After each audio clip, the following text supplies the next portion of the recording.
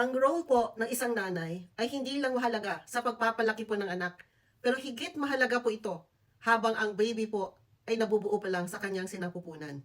Natuklasan po kasi ng mga sayantipiko na kung paano ang stress na dinadanas po ng isang buntis, mapapisikal man ito, emotional or mental stress, ay nakakaapekto sa pisikal na paghubog ng utak ng mga babies at nagiging sanhi ng pangmatagalang pinsala sa mga utak nito hanggang sa paglaki po nila. Nagiging sanhi ng pag-urong o paglaki ng ating mga neurons o yung mga selula po ng ating utak.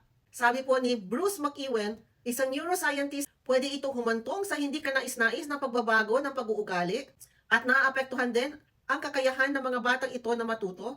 Nagiging makalimutin po sila, nagiging prone sila po sa mga substance abuse o kaya nagiging addict po sila. At pwede din po sila magkaroon ng sakit sa pag-iisip. Ang prenatal stress ay maaaring magpabago ng utak ng baby at kung paano i-express ang mga genes nito sa buong buhay niya.